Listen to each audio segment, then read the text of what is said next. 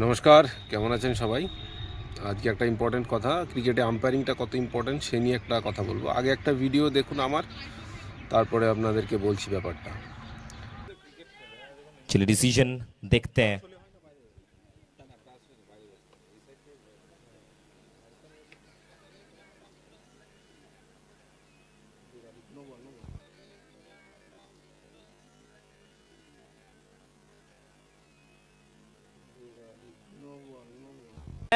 It's a no ball. Match on हो जाएगा network. এইবারে আরও একটা ভিডিও দেখুন, অনিল চৌধুরী যে ইন্টারন্যাশনাল আম্পায়ার আমাদের ইন্ডিয়ারই, তো তার কি বক্তব্য আছে এই ব্যাপারে আপনারা দেখে নিন, তারপরে আলোচনাটা করছি।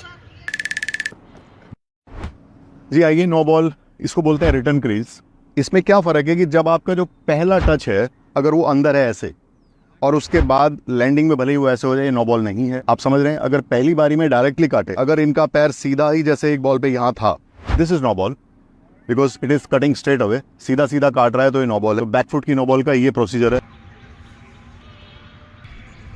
নিশ্চয়ই আপনারা ভিডিওটা দেখেছেন। তো এই বলটা আমাকে নো দেওয়া হয়েছিল, ঠিক আছে। এটা ছিল রানাঘাটের ফ্রি এন্ট্রি খেলাটা, ইউসুফ মাঠে, সৌগমিতা কাপ, আমরা জন্টি তাদের এগেনস্টে খেলছিলাম।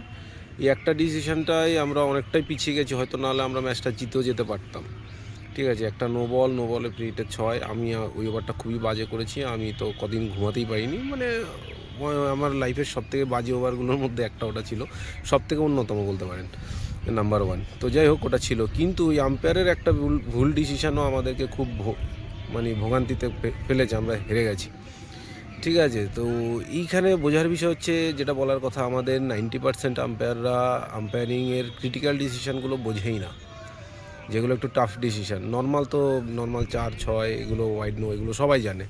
হ্যাঁ, এরা কী করে, ওই আগে ক্রিকেট খেলতো বা একটু এক্সপিরিয়েন্স রয়েছে, খেলা ভালোবাসে, সেই এক্সপিরিয়েন্স দিয়েই কি আম্পায়ারিংটা করে দেয়। নর্মাল যে ভালো নলেজ সেটা একদমই নেই 90%-এর, ঠিক আছে। এবার কে খারাপ ভাববেন কে ভালো ভাববেন আমি জানি না, বাট এটাই সত্য কথা।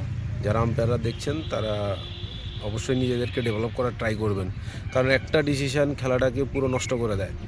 আমরা প্রতিনিয়ত দেখতে পাচ্ছি আম্পায়ারিংয়ে, টেনিস ক্রিকেটের কথা বলছি, আম্পায়ারিংয়ে প্রচুর প্রবলেম আসছে। হ্যাঁ, কারণ খেলায় আম্পায়ারের ভূমিকাটা মারাত্মক ইম্পর্টেন্ট। তো আমাকে এই ডিসিশানটা নো দিয়ে দিতে আমরা হেরে গেলাম, ঠিক আছে। নাহলে আমরা হারতাম না, হয়তো 2 বলে 12 বাকি থাকতো, হয়তো আমরা জিতে যেতে পারতাম।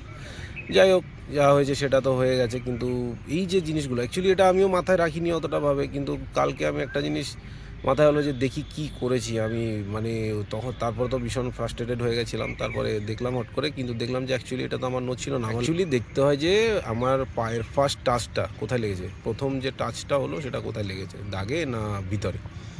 তো এটা হচ্ছে মেইন কথা। তো নো বলও সেম এরকম অনেক ঝামেলা থাকে, হোয়াইট বলও ঝামেলা থাকে, ম্যাক্সিমাম প্যারার ডিসিশানগুলো দিতে পারে না, ভুলভাল দেয়।